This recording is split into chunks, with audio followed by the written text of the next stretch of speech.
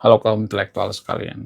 Guys, ini berita yang bikin warga Konoha kejang-kejang keloncotan berjamaah. Ini berita yang bikin warga Konoha tidak bisa tidur, guys. Ini berita yang bikin warga Konoha panas dingin gitu. Apa itu beritanya?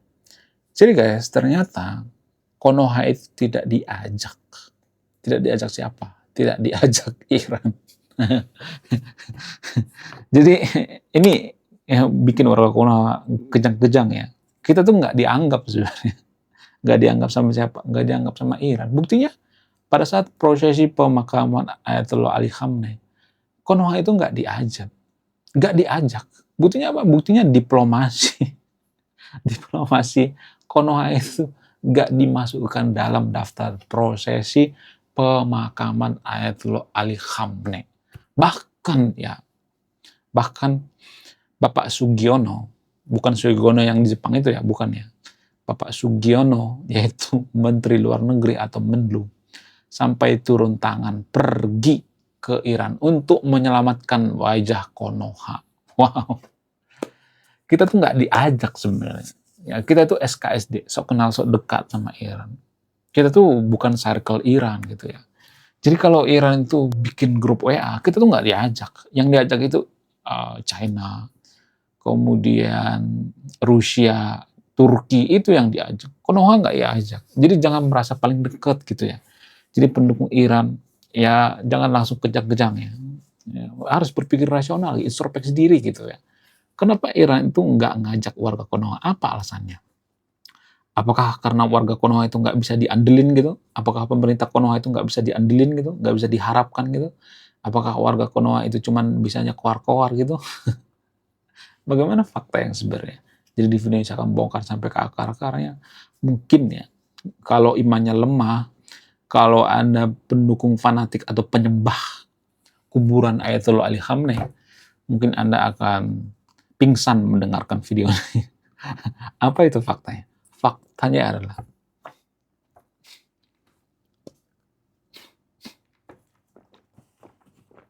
cek. Sebenarnya kalau boleh jujur, Iran itu dendam sama Konoha. Mereka nggak menganggap kita itu ada gitu. Kalau boleh jujur ya. Jadi jangan merasa paling dekat dengan Iran gitu ya. Jangan merasa paling dekat dengan Ayatollah Ali Khamenei.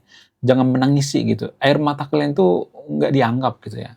Jadi kalau ada warga Konoha menangisi Ayatollah Ali Khamenei, saya tuh miris banget ya. Bahkan Denis Regar, ya pendukung Iran, saya tuh bingung banget dengan Denis Regar. Kok dia sekarang error ya? Ya sah-sah aja ya berbeda pandangan, tapi dia tuh fanatik banget ya membela Iran. Jadi gini guys, Iran itu pernah dendam sama Konoha. Permasalahannya apa? Permasalahannya dulu Konoha itu mengajak delegasi, mengajak Iran berkontribusi atau ikut latihan militer di perairan Konoha. Ya, kalau nggak salah tahun 2014-2015 tuh ya, kalau salah ya. Nah, ketika warga Konoha atau pemerintah Konoha sudah mengundang Iran untuk latihan militer bersama, namun anehnya di menit-menit terakhir pemerintah Konoha membatalkan Iran. Karena apa? Karena dipengaruhi oleh Amerika. Amerika mengatakan nggak boleh kalau ada Iran kita nggak ikut, kata Amerika. Sah-sah aja kalian ngajak Iran, nggak jadi masalah. Gue nggak jadi masalah. Tapi apa keputusan pemerintah Konoha? Pemerintah Konoha berpikir ya lebih baik kita mengundang Amerika daripada Iran karena kekuatan militer Amerika itu lebih jago daripada Iran. Sehingga apa? Sehingga kita membatalkan Iran. Padahal pasukan Iran itu sudah nyampe ke perairan Indonesia. Lalu putar balik guys. Ya, putar balik, putar kepala. Itu yang bikin Iran kesel gitu. Itu yang pertama.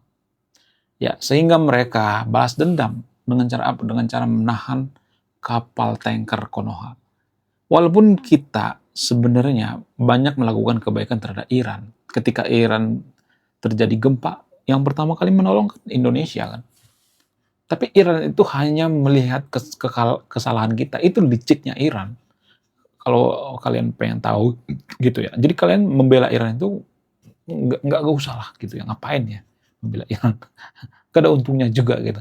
Lebih baik kita membela negara kita gitu. Ya, membela kepentingan bangsa kita, membela agama-agama lokal gitu ya, membela budaya kita, jangan membela budaya orang lain gitu ya. Jangan kehilangan jati diri. Ya, kemudian selain itu yang kedua, dendam Iran terhadap Konoha itu karena dipengaruhi karena ya ini jarang dibongkar ya. Kapal tanker Iran itu ditahan di Selat Hormuz. Diduga kapal tanker ini melakukan transaksi gelap di tengah laut di perairan Konoha. Lalu kapal tankernya disita dan dilelang.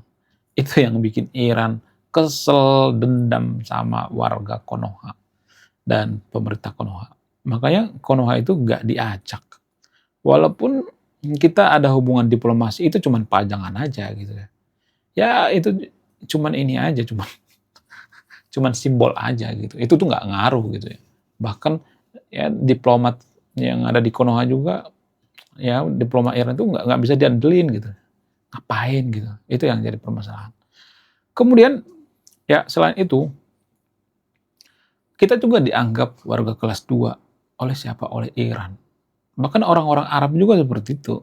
Orang Arab menganggap bahwa warga Konoha itu kelas 2, warga kelas 2. Kita tuh nggak terlalu dihormati di sana. Ya biasa aja gitu. Ya, kita itu yang GR gitu ya, merasa dekat dengan Iran, menangisi kuburan Ayatollah Ali Khamenei, ya memuja-muja Ayatollah Ali Khamenei, ya kan? Ini sangat berbahaya sekali, ngaco gitu ya. Ya mohon maaf bagian ini, saya tidak berpihak pada siapapun ya di segala macamnya. Tapi pada faktanya seperti itu guys. Kita itu nggak dianggap ada gitu. Jadi jangan terlalu halu gitu ya, terlalu wow gitu. Lebih baik kita fokus pada kepentingan negara kita gitu, daripada kepentingan Iran. Kita tuh nggak diajak guys. Jangan terlalu GR gitu ya. Kemudian, kenapa warga Konoha itu ya pada saat latihan militer dengan Amerika gitu ya, kita lebih memilih latihan militer dengan Amerika daripada Iran. Apa alasannya? Ya karena kita lebih lebih memilih yang mana yang paling menguntungkan gitu. Itu pilihan yang rasional gitu. Kenapa Iran itu lebih memilih China atau Rusia sebagai teman terdekatnya gitu? Kenapa? Apa alasannya? Alasannya itu karena China, Rusia itu bisa diandelin gitu ya. Konoha nggak bisa diandelin. Apa coba yang diandelin dari Konoha? Apa coba? Saya mau nanya. Ya, saya ngomong ini ya, belak-belakan aja gitu. Apa coba? Skill kita nggak punya gitu ya. SDM kita nggak punya gitu ya. Kita bisanya kuar-kuar gitu ya. Ya, kita menghasilkan masyarakat SDM rendah gitu. Ya kita tuh nggak punya kemampuan gitu. Ya, kita harus mengakui itu. Bahkan nggak ada satupun orang yang menangkan Piala Nobel dari Konoha. Nggak ada. Mana coba datanya? Saya mau minta datanya. Mana coba? Ya, nggak ada. Kalau dari Iran masih ada, Turki masih ada, Konoha nggak ada. Kenapa? Karena kita tuh nggak berprestasi, kita nggak punya kemampuan gitu ya. Di kancah internasional kita nggak diakui, kita tuh dianggap bodoh gitu ya. Kenapa kita seperti itu? Apa alasannya? Ada banyak faktor ya, karena literasi yang sangat rendah, prinsip kita yang salah gitu ya. Prinsip kita itu kan ya sedikit-sedikit agama gitu ya. Ya kemudian, pokoknya kacau banget ya. Otaknya nggak dipakai berpikir gitu ya. Kemudian kita tuh lebih suka nontonin yang berbau hantu-hantu gitu ya. Apa hubungannya hantu-hantu dengan kemajuan suatu bangsa? Sangat berhubungan. Ini jarang dibongkar ya. Negara yang sangat suka nonton film hantu itu biasanya susah jadi negara maju. Susah banget. Negara yang sangat suka tahayul itu biasanya susah jadi negara maju. Susah banget. Ya kenapa bisa seperti itu? Ya itu menurut data guys. Itu menurut fakta. Kenapa? Karena berpikirnya itu nggak rasional, nggak logis, nggak masuk akal. Ya warga Konoha itu nggak suka hal-hal yang berbau ilmiah gitu. Enggak, itu ditolak gitu. Kenapa bisa seperti itu? Ya karena IQ-nya, IQ setara gorila gitu, nggak mampu gitu. Makanya kita nggak punya bergening gitu ya, nggak punya nilai tawar. Apa nilai tawar kita coba? SDM kita hancur-hancuran. Kenapa SDM kita hancur-hancuran? Karena pendidikan hancur. Kenapa pendidikan hancur? Ya karena pemerintah kita itu fokus pada hal-hal yang tidak penting gitu. Ya pemerintah kita juga dipilih berdasarkan apa? Berdasarkan karena mereka nyogok gitu. Ya kembali ke masyarakat gitu. Masyarakat kita itu adalah masyarakat yang ya suka menyalahkan orang lain gitu. Ya salahkan diri kita sendiri gitu. Kenapa kita nggak berkontribusi? Kenapa kita IQ-nya setara gorila gitu? Ya, kenapa IQ kita setara gorila? Apakah ini kesalahan pemerintah? Enggak. Karena kita lebih memilih beli rokok daripada beli susu anak gitu ya. Atau beli vitamin gitu ya. Beli buah gitu ya. Beli makanan yang bergizi. Kita nggak mau belajar. Apa sih makanan yang bergizi buat anak? Kita nggak mau belajar gitu. Ya kita hanya merokok gitu. Ya, terutama bapak ngerokok aja kerjanya. Ya, kemudian nongkrong sampai tengah malam gitu. Gimana coba mau maju? Ya, jadi kita tuh bangsa yang gagal, bangsa yang tertinggal. Sampai kiamat pun kita nggak didesain jadi negara maju. Ya, menurut kalian gimana? Coba tulis komentar ya. Kemudian, ya ini yang paling penting ya. Jangan sedikit-sedikit menyalahkan pemerintah gitu ya. Karena pemerintah itu kan dipilih oleh masyarakat ya. Jadi salahkan diri sendiri ya. Perbaiki diri sendiri ya. Ya, sehingga kita menjadi masyarakat yang baru gitu ya. Masyarakat yang baru itu artinya masyarakat yang punya pola pikir baru melalui pendidikan gitu ya. Pendidikan lah gitu yang paling utama. Pendidikan kita itu kan dirusak oleh doktrin-doktrin agama ya. Saya harus belak-belakan mengatakan seperti ini ya. Doktrin-doktrin agama. Ini nggak boleh dosa. Ini neraka ya. Berpikir kritis neraka ya. Sedikit-sedikit neraka gitu. Ya, jadi pendidikan di Konoha itu dirusak oleh ideologi agama. Dogma agama. Ya, saya tidak menjauhkan Anda dari agama. Kalau agama itu mengajarkan kebaikan, ya sok-sok aja ngajarin masalah. Kalau agama itu mengajarkan kejujuran, ngajarin masalah. Ya saya tidak saya tidak ngajak yang kafir untuk tidak beragama, bukan seperti itu. Tapi pada faktanya agama kan gagal mengajarkan kita untuk berpikir berpikir rasional gitu. Ya menurut kalian gimana? Coba tulis komentar ya. Saya akan berpihak di video ini. Anda yang menipukan. Wah, gila, luar biasa. Akhirnya buku kedua dan ketiga gua rilis juga. Buku kedua gua ini judulnya Budi Tanpa Pekerti. Dari judulnya sudah menarik. Dan kisah daripada buku ini sangat-sangat dilematis sekali. Di mana karakter dalam buku ini bercerita ada dua pilihan yang sangat sulit. Yang pertama, ketika seorang tokoh dalam buku ini tidak bawa-bawa agama saat kampanye, maka dia bisa dipastikan kalah. Tapi ketika bawa-bawa agama dalam kampanye, ketika dia bawa-bawa kalimat insya Allah, maka dia bisa dipastikan menang. Nah, yang jadi pertanyaan, kalau Anda di posisi karakter dalam buku ini, mana yang Anda pilih? Ini temanya sangat cocok dengan tema channel ini, bahas tentang agama. Kemudian tidak hanya ini juga menarik guys ya, Tanah Luka. Dari judulnya juga udah kelihatan ya, ini cerita penuh dengan luka. Dimana kisah dalam buku ini ada seorang kiai yang sangat-sangat dilematis.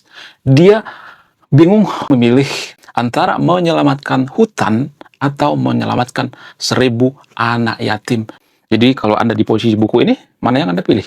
Nah, yang menarik dari kedua buku ini adalah menggunakan sudut pandang sastra Nobel. Kapan lagi ya kan baca buku yang setara dengan buku Nobel. Wow, luar biasa.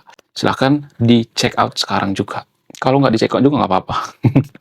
Karena saya nulis buku itu bukan nyari duit sebenarnya.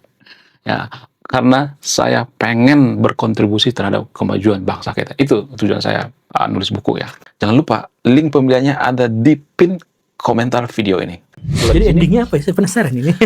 Saya jadi penasaran ini isinya apa. Beliau juga beli ini. Link pembeliannya ada di pin komentar video ini. Silahkan buka sendiri. Ya, sekian video ini. Saya kaum intelektual, salam rasional.